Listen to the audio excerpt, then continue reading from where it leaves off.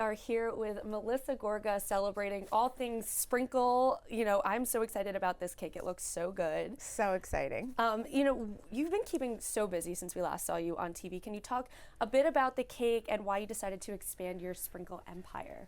Listen, sprinkles don't just have to be cookies, right? Obviously, the sprinkle cookies are the mothership, but this cake, I have always wanted to expand the business, and I'm always thinking that way. I've created this amazing buttery, it's a coffee cake with like a crumb streusel on top. Just the perfect amount of like sweetness. It's fun, it's beautiful. It's gonna be such a big hit, I think, for like Easter, Mother's Day. It's colorful, it's delicious. Yes. I've had them in my house for a couple weeks now.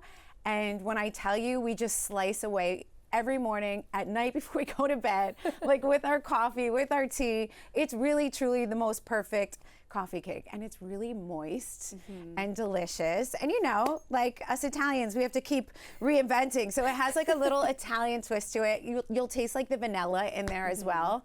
But super exciting. I love that this is just like another company and business that I'm like expanding with and working with. And I am still very grateful just over like how everyone has just embraced the whole sprinkle cookie line and just Let's Sprinkle, the whole company in general. People really go nuts for it. We read that Let's Sprinkle by MG has brought in $500,000 in revenue in only the last 3 months, which is amazing. So congratulations. Oh my gosh, thank you.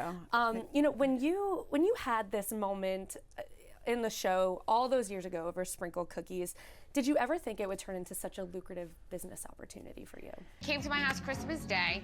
She brought me sprinkle cookies. I said to her, Melissa, nobody touched the cookies you brought. I threw them in the garbage. You know what my favorite cookies are? Pinoli cookies. It's funny, throughout the years, I always said to myself, and I've been very busy, obviously, with filming the show and with Envy, and I have the podcast, right?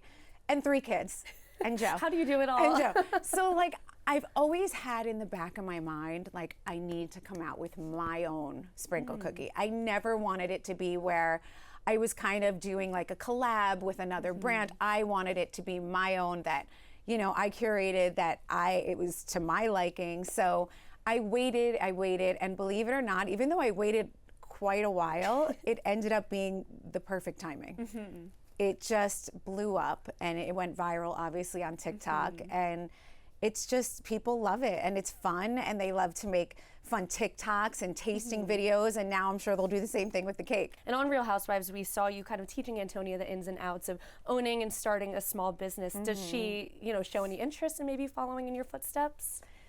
I think she does, yes. I think that's why she's going to school for business. I think she wants to work for herself. I think she would like to be a business owner, whether it be something with me or a branch off of something that I do. And if it's not, I'm fine with that. Like every day there's some new report about who is and who isn't returning to, you know, the Real Housewives in New Jersey. But there's been no confirmation from Bravo, no confirmation from the cast. Andy even said we might not hear anything till 2026, which is so far away. Have you heard anything at all yet? And what do you hope for the future of the franchise? I just hope, listen, Jersey's a huge franchise. I believe we were like the highest rated premiere of 2024 of all the Housewives shows. So it's definitely not like laying on the floor. I truly believe it'll be back. And I think, you know, they're gonna do exactly what you've been hearing, which is like some old, some new, but it's coming. I truly believe in my heart it'll be back. Do you think like that super long wait, like when he says 2026, do you think that's necessary to wait that long, or do you think it could kind of be figured out? I do think that's a little long. But obviously, you know, they're the boss. They know what to do, so we're just going to roll with it. Have to ask this, but is there any world in which you and your sister-in-law would be able to put anything aside for the sake of the show and come back together, or is the ship just totally sailed? I think the ship has sailed. And fair. So yeah, fairly so. Yeah, I mean, I think you guys got that last season, and it was, fans didn't like it, I don't think, so. I admire that so much about you, that you're able to be like, no, this is not healthy for me. I'm gonna do right. See, I'm not like dead set on one thing. One thing is not gonna make me or break me, right? So if it continues on, I'll handle that. If it doesn't, I'll handle that. Like, I believe in reinventing yourself. or whatever, or if it comes back in some capacity, to make it that much better, right? So I'm like busy and I'm okay either way, and however that works out, I feel like, I truly feel like, okay, whatever it is, we're gonna do it, right? We're gonna deal with it. So I'm just waiting like everyone else to hear the news. Yes. I'm yes. one of you, just waiting to hear what's gonna happen.